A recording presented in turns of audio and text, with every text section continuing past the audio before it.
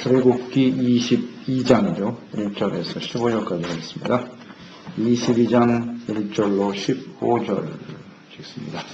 사람이 소나 양을 도둑질하여 접하면 그는 소 한 마리에 소 5마리로 갚고 양 한 마리 양 4마리로 갚을지니라. 도둑이 뚫고 들어온 것을 보고 그를 쳐 죽이면 피 흘린 죄가 없으나 해 돋은 후에는 피 흘린 죄가 있으리라. 도둑은 반드시 배상할 것이나 배상할 것이 없으면 그 몸을 팔아 그 도둑질하는 것을 배상할 것이요 도둑질하는 것이 사람의 손에 있으면 소나 낙이나 양을 방문하고 갑절을 배상할지니라. 사람이 밭에서나 포도원에 있어 짐승을 먹이다가 자기의 짐승을 남의 밭에서 먹게 하면 자기 밭에 가장 좋은 것과 자기 포도원에 가장 좋은 것으로 배상할지니라. 불이 나서 가시나무에 댕겨 낯가리나 거두지 못한 곡식이나 밭을 태우면 불러온 자가 반드시 배상할지니라. 사람이 돈이나 물품을 이웃에게 맡겨 지키게 하였다가 그 이웃집에서 도둑을 맞았는데 그 도둑이 잡히면 갑절을 배상할 것이요 도둑이 잡히지 않으면 그 주인이 재판장 앞에 가서 자기가 그 이웃의 물품에 손댄 여부의 조사를 받을 것이며 어떤 이런 물건 즉 소나 낙이나 양이나 의복이나 그런 다른 이런 물건에 대하여 어떤 사람이 이르기를 이것이 그것이라 하면 양편은 재판장 앞에 나아갈 것이요 재판장이 죄 있다고 하는 자가 그 상대편에게 갑절을 배상할지니라.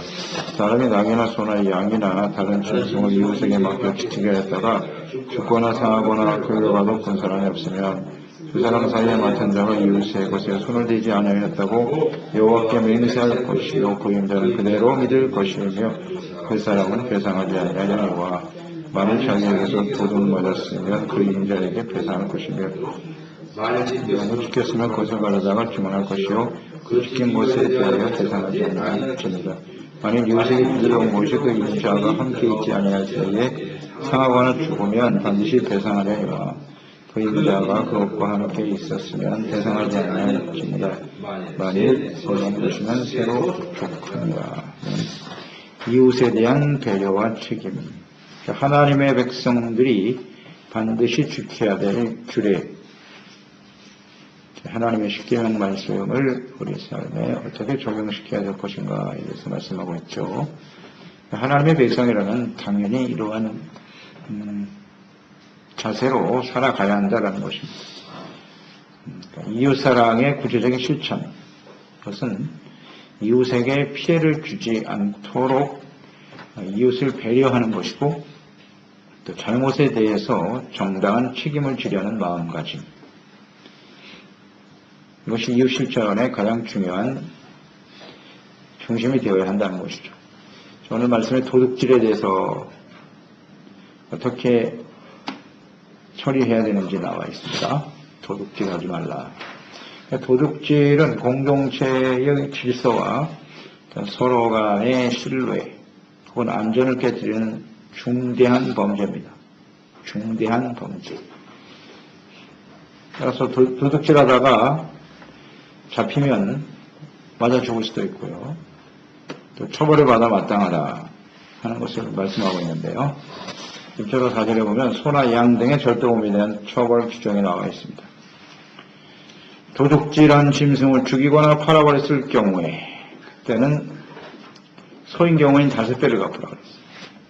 양인 경우에는 4배로 갚아야 된다. 4배로 갚아라. 돈이 없으면 어떻게 하느냐. 자신의 몸을 팔아서 갚으라는 겁니다. 그러니까 노예가 되어서라도 갚아야 된다. 도둑질한 것에 대해서는 반드시 배상해야 된다는 겁니다. 책임을 물어야 된다.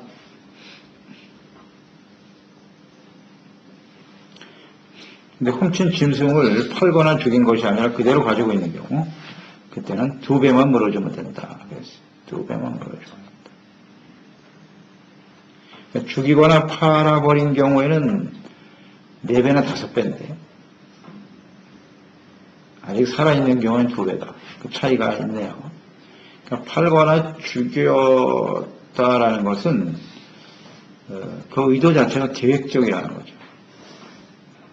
팔아서 자기가 돈을 챙기려고 하는 계획적인 범죄이기 때문에 그 배상이 큽니다. 그런데 아직 붙들고 있다, 살아있다라고 하는 것은 우발적인 범죄가 아니었느냐 이렇게 봐주는 거죠. 이 차이가 있네요. 사람이 남의 것에 대해서 결국 탐심을 품는 거잖아요. 욕심을 가지고 취하는 것인데 그게 계획적인 범죄냐 우발적인 범죄냐에 따라서 세상이 달라지네요. 또 도둑에 대한 그 방어 행위로 사람이 죽었을 경우 도둑을 쳐서 죽인 경우 또 다르네요. 밤에 들어왔다가 죽으면 그것은 정당방위로 인정을 해줍니다. 그런데 해가 돋은 후에는 그렇지 아니하니라. 낮에 들어온 도둑을 쳐서 죽이면 살인죄에 해당이 되는 거예요. 살인죄. 이 차이가 있죠? 왜냐하면 이 밤이라고 하는 곳에 밤에 들어가는 경우에는 누구에게도 도움을 요청할 수가 없어요. 밤에는. 자신의 생명의 위협을 느끼기 때문에 어쩔 수 없이 정당방위로 인정을 해주지만 대낮인 경우에는 주변의 사람들이 다 깨어 있단 말이에요. 그래서 사람들에게 도움을 요청할 수도 있고 아니면 소리를 지르거나 해서 여쭈실 수가 있단 말이죠. 그러니까 남에게 도움을 받을 수 있느냐, 도움을 받을 수 있느냐에 따라서 달라지네요. 대낮에 들어온 경우에는 상하게 하면 안 되는 거예요. 그러니까 이것이 살인 의도가 있느냐 없느냐 역시 의도예요. 이것을 굉장히 중요시 보네요. 밤에는 살인 의도가 없었다고 보는 것이고 낮에는 얼마든지 쫓을 수 있는데 죽였다는 얘기입니다. 살인죄로 해당이 된다 말씀하고 있네요. 그러니까 의도 자체를 중요시 여기는 거예요.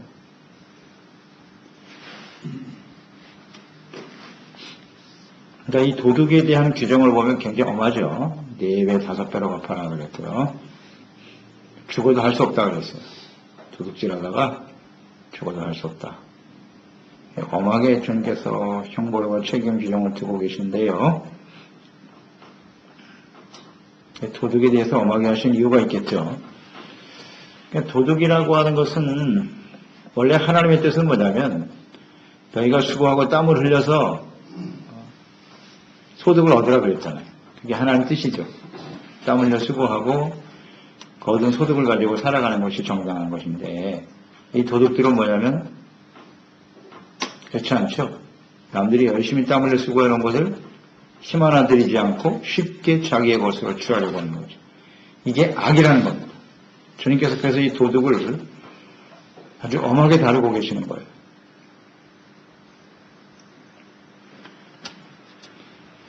열심히 수고하고 땀 흘려 일하지 않는다. 물론 나름대로 이유가 있겠죠. 일을 하고 싶은데 일할 것이 없다. 수고하고 애쓰려고 해도 그렇지 않다. 뭐 이렇게 핑계를 대겠으나 이것은 핑계일 뿐이고 그 마음 중심에는 여기 쉽게 이익을 취하려고 하는 거예요. 땀 흘려 애쓰지 않고. 하나님이 이것을 아주 싫어하세요. 이런 부분을 철저하게 잘 다스려야 된다. 만약 이런 생각들이 그 공동체 안에 팽배하다고 생각해 보세요. 이걸 그대로 쉽게 넘겨준다면 누가 열심히 수고하고 일하겠습니까? 힘을 키우거나 상대방을 그냥 협박하고 힘을 가지고 눌러서 가지고 있는 걸 다 빼앗으면 그 공동체는 완전히 무너지겠죠. 이게 주님께서 절대로 강구할 수 있는 죄가 아니라는 것을 아주 확실하게 말씀해 주고 있네요. 그래서 우리 마음속에 열심히 수고하고 애쓰며 노력해서 얻는 것이 아니라 뭔가 일하지 않고 쉽게 이득을 취하려고 하는 그런 생각, 그 자체를 우리 마음속에 있다면 반드시 없애버려야 됩니다. 열심히 수고하고 애를 써서 그 결과를 가지고 하나님께 감사하며 살아가야지. 자기가 가지고 있는 힘을 이용해서. 그게 뭐 육체적인 힘일 수도 있고, 아니면 세상에서 얻는 권력, 이것도 힘이잖아요? 이런 걸 가지고 수고하지 않고 강제로 빼앗는 거. 이게 다 도둑질이에요.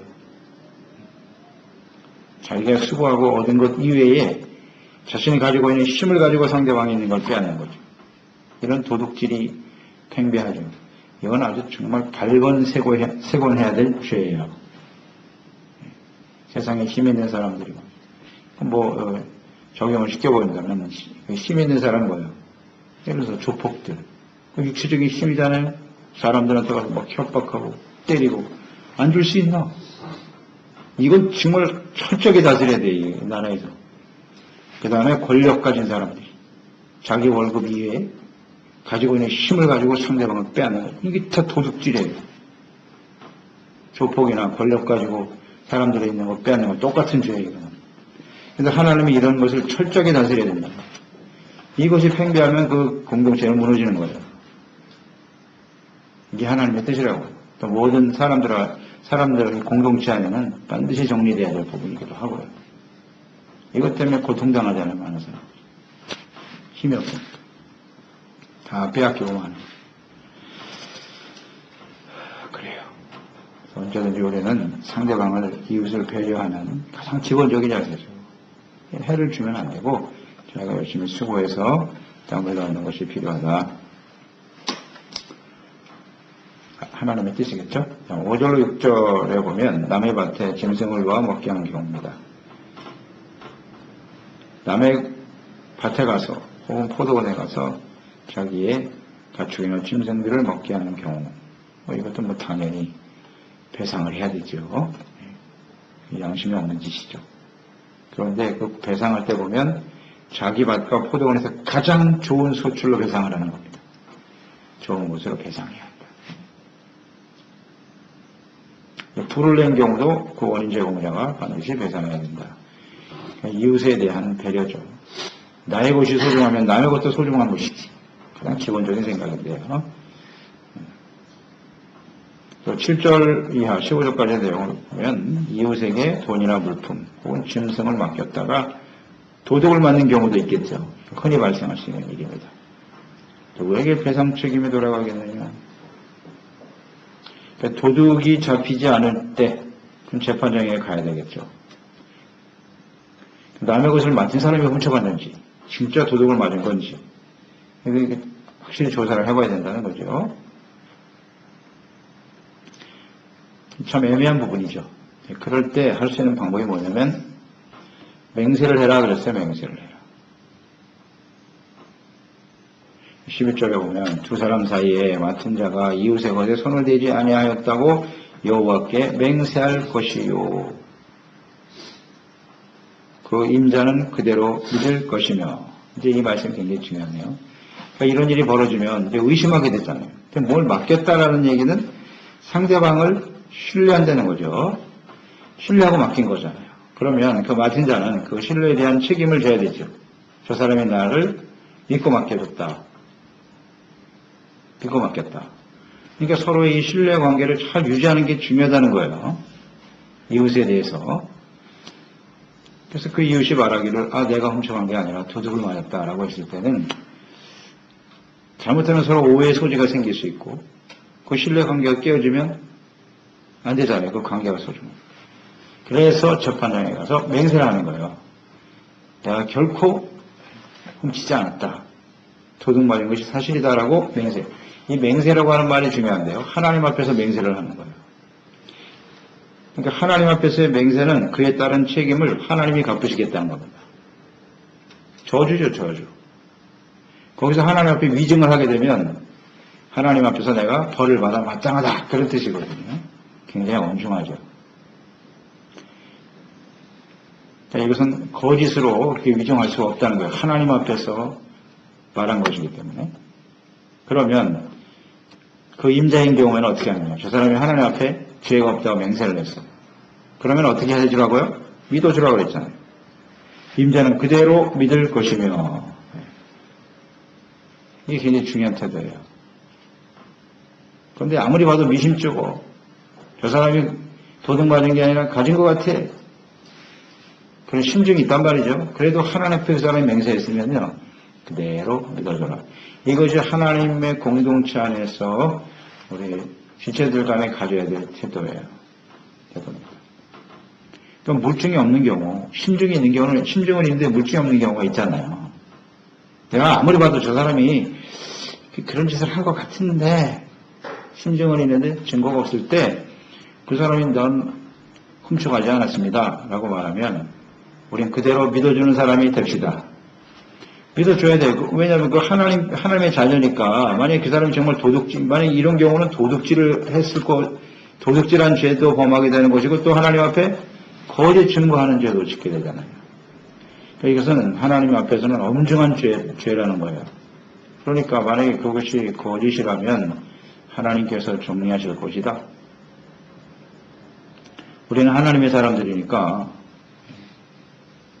하나님께서 그에 대한 책임을 물으실 것이다. 이런 생각을 갖는 것이 맞습니다.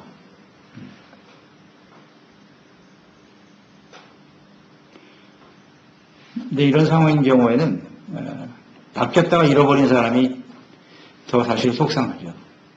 손해가 크고 사람도 잃고 내가 맡겨준 것도 잃어버려야 되는 그런 상황이 되잖아요. 믿고 맡겼는데 재물도 손해가 나고 사람도 잃어버리는 이런 경우가 많잖아요. 임자가 중요한 것 같아요. 이 상황에서 우리가 임자의 상황이라면 그냥 믿어주는 사람이 됩시다. 믿어줘야 돼요. 혹시 그 사람이 가지고 갔는데도 거짓말을 하는 것이라면 하나님께서 갚아주시겠죠. 깨닫게 해주실 것이다. 중요한 게 신뢰인 것 같아요. 그대로 믿을 것이며 그대로 믿을 것이며 자꾸 의심하고 그러면 그 관계가 깨어질 수밖에 없습니다.